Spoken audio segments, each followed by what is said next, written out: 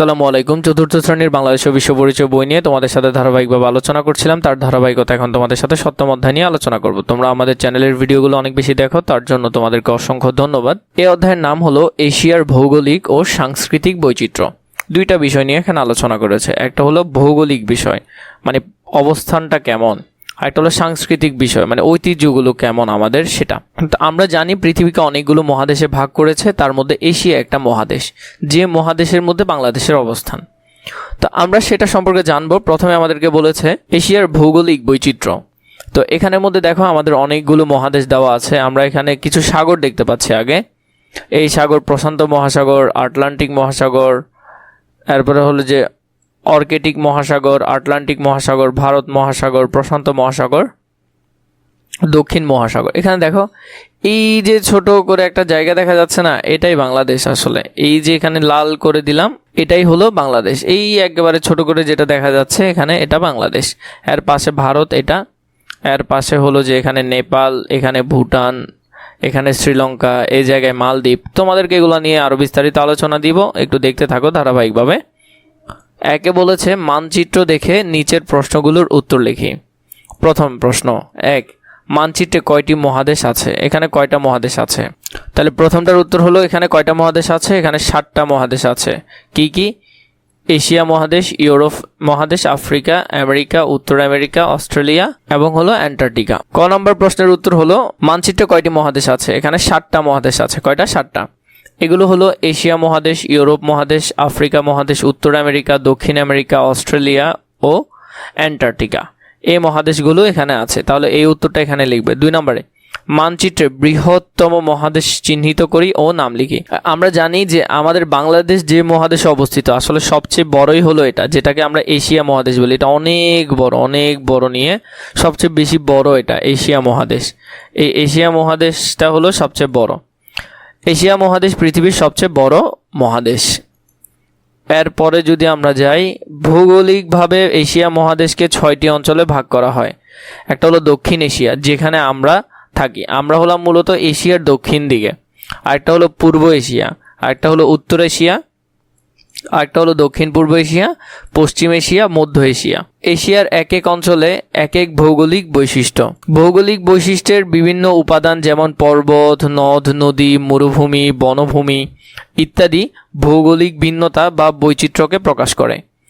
এশিয়ার রয়েছে উল্লেখযোগ্য কয়েকটি পর্বতমালা, মানে এশিয়ার মধ্যে উল্লেখযোগ্য নাম করা কিছু পর্বতমালা আছে। যেমন দক্ষিণ এশিয়া হিমালয় পর্বতমালা সবচেয়ে বেশি নাম করা এটা, ও হিন্দুকুশ পর্বতমালা। আরেকটা হলো চীনে কুনলুন পর্বতমালা, রাশিয়াতে উরাল পর্বতমালা রয়েছে। চীনে কুনলুন পর্বতমালা, রাশিয়াতে উরাল পর্বতমালা ইত্যাদি। পৃথিবীর সর্বোচ্চ পর্বত শৃঙ্গ মাউন্ট এভারেস্ট হিমালয়ের পর্বতমালায়।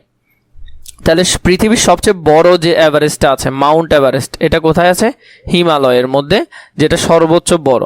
এটা কোথায় অবস্থিত? এশিয়ার নেপালে অবস্থিত। আমাদের প্রায় কাছাকাছি, অনেক বেশি দূরে না, কাছেই। এটা হলো নেপালে অবস্থিত। বিভিন্ন বিখ্যাত নদ নদী এশিয়াকে করেছে আরও বৈচিত্র্যময়। ইয়াংশিকিয়াং, হিয়াংহো, আমুর, সিন্ধু, গঙ্গা, ব্রহ্মপুত্র, টাইগ্রিস, ইউফ্রেটিস ইত্যাদি এশিয়ার উল্লেখযোগ্য নদ নদী।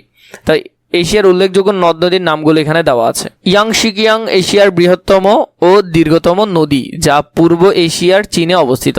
তাহলে এটা হলো পূর্ব এশিয়ার কোথায় অবস্থিত? চীনে অবস্থিত। এটা সবচেয়ে দীর্ঘতম নদী, বৃহত্তম ও দীর্ঘতম নদী, যা কোথায় অবস্থিত? পূর্ব এশিয়ার চীনে অবস্থিত। দক্ষিণ এশিয়ার উল্লেখযোগ্য নদ নদী সিন্ধু, গঙ্গা ও ব্রহ্মপুত্র। দক্ষিণ এশিয়ার উল্লেখযোগ্য নদীর মধ্যে আছে সিন্ধু, গঙ্গা এবং ব্রহ্মপুত্র। ব্রহ্মপুত্র হলো দক্ষিণ এশিয়ার দীর্ঘতম নদী।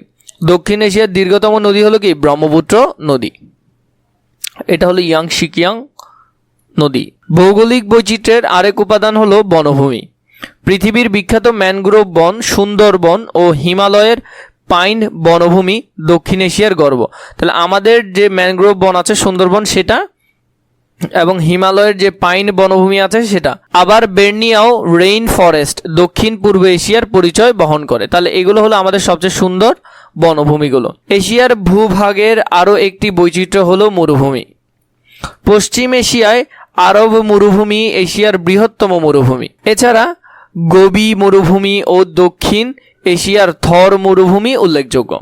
তো এই যে এগুলো আছে, এগুলো হলো আমাদের কোন এশিয়ার? পশ্চিম এশিয়ার, যেটা আরবিক কান্ট্রিতে পড়ে, সে এশিয়ার গর্ভ হলো কি? মরুভূমি। খতে বলেছে উপরের অনুচ্ছেদটুকু পড়ে নিচের ছক অনুযায়ী এশিয়ার ভৌগোলিক বৈশিষ্ট্যগুলোর নাম লিখি। পর্বতমালা কি কি আছে, বনভূমি কি কি আছে, নদ নদী কি আছে, মরুভূমি কি কি আছে। পর্বতমালার মধ্যে আছে হিমালয়, কুনলুন পর্বত, উরাল পর্বত, এগুলা। বনভূমির মধ্যে আছে সুন্দরবন বা ম্যানগ্রোভ বন, ক্রান্তীয় চিরহরিৎ বন, এটা দিতে পারো, বা টাইগা বন। এখানের মধ্যে তোমরা এই দুইটা না দিয়ে তোমরা চাইলে দিতে পারো এখান থেকে, আমরা যে এখন বনভূমিগুলো পড়লাম কি কি? পাইন বনভূমি এবং বর্নিও বনভূমি বা বর্নিও রেইন ফরেস্ট, এই দুইটা তোমরা এখানে দিতে পারো।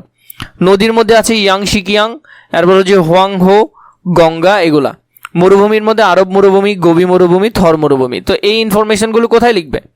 এই ইনফরমেশনগুলো খুবই সুন্দর করে তোমরা এই ছকে লিখবে। তিনটা করেই দিয়েছি, তিনটাই লিখবে। ঘতে নিম্নের উল্লেখিত ভৌগোলিক উপাদানগুলো এশিয়ার কোন অঞ্চলে অবস্থিত ও কেন বিখ্যাত তা নিচের ছকে লিখি। ভৌগোলিক উপাদান এশিয়ার কোন অঞ্চলে অবস্থিত, কেন বিখ্যাত? ইয়াংশিকিয়াং এশিয়ার কোন অঞ্চলে আছে? সুন্দরবন, হিমালয়, আরব মরুভূমি, ব্রহ্মপুত্র, বর্নিও রেইন ফরেস্ট। ইয়াংশিকিয়াং হলো পূর্ব এশিয়ার চীনে অবস্থিত। এশিয়ার দীর্ঘতম নদী এটি। এরপর হলো সুন্দরবন, দক্ষিণ এশিয়া যেমন বাংলাদেশ ও ভারতে এটি অবস্থিত। বিশ্বের বৃহত্তম ম্যানগ্রোভ এটি। হিমালয়, এটিও দক্ষিণ এশিয়ায়। পৃথিবীর সর্বোচ্চ পর্বতমালা। আরব মরুভূমি, পশ্চিম এশিয়ায় এটি অবস্থিত। এশিয়ার বৃহত্তম মরুভূমি এটি। ব্রহ্মপুত্র, দক্ষিণ এশিয়ার মধ্যে বাংলাদেশের অন্যতম প্রধান নদী এটি। বর্নিও রেইন ফরেস্ট, এটা লিখবে উপর থেকে, এখানে উপরে আছে, আমি তোমাদেরকে এখান থেকে দেখিয়ে দিচ্ছি। বর্নিও রেইন ফরেস্ট এটা দক্ষিণ পূর্ব এশিয়ার পরিচয় বহন করে। কিসের? দক্ষিণ পূর্ব এশিয়ার। তাহলে এখানের মধ্যে লিখবা কোন অঞ্চলের? দক্ষিণ পূর্ব এশিয়ায়। কেন বিখ্যাত? এটি একটি ম্যানগ্রোভ টাইপের বন, এই জন্য এটা বিখ্যাত। তো এইগুলা, এই ছকগুলো এইভাবে করে পূরণ করবে। আশা করি তোমরা বুঝেছো। যদি কোনো কিছু সমস্যা হয় নিশ্চয়ই আমাকে জানাবে। ঘ নম্বর, নিচের মানচিত্র 1 থেকে এশিয়ার বিখ্যাত নদী ইয়াংশিকিয়াং ও ব্রহ্মপুত্র কোন কোন দেশের উপর দিয়ে প্রবাহিত হয়েছে ও মানচিত্র 2 থেকে এশিয়ার বিখ্যাত পর্বতমালা সমূহ কোন কোন দেশে অবস্থিত তা লিখি। প্রথমে দেখো, এখানে কিন্তু আমরা দেশের কিছুটা মানচিত্র দেখতে পাচ্ছি।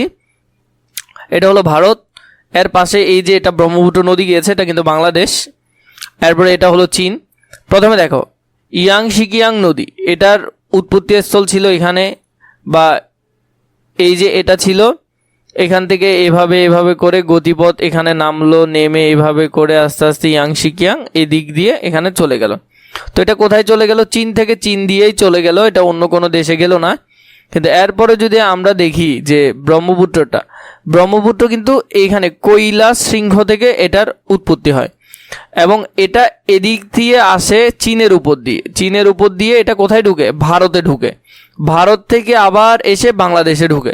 বাংলাদেশ দিয়ে এটা কোথায় চলে যায়? বঙ্গোপসাগরে চলে যায়।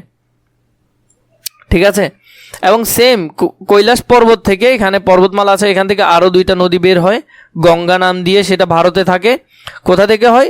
চীন থেকে হয়, এবং সেটা আবার বাংলাদেশে এসে সেটাও কি হয়? ব্রহ্মপুত্র নদীর সাথে মিলিত হয়ে বঙ্গোপসাগরে পতিত হয়। তো এটা মানচিত্র 1।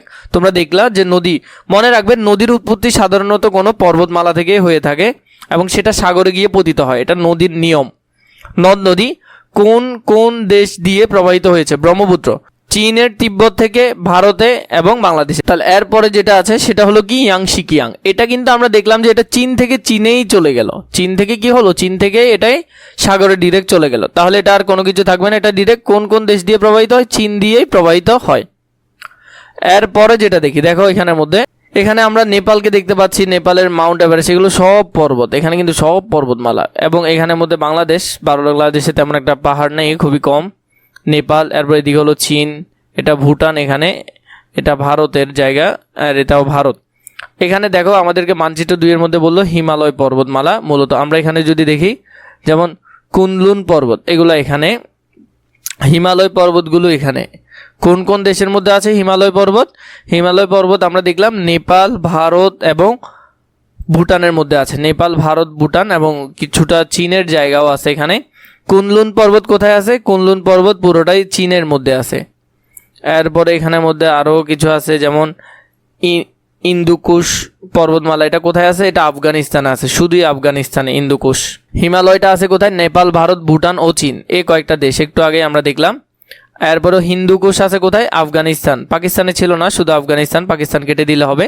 শুধু আফগানিস্তানে কোথায় ছিল? শুধু আফগানিস্তানেই ছিল, পাকিস্তানে এটা পড়ে নাই, এখানে পাকিস্তানে পড়ে নাই। তাহলে এই দুইটার কথাই বললো, হিমালয় এবং ইন্দুকুশ, এই দুইটা আমরা লিখে ফেলতে পারবো।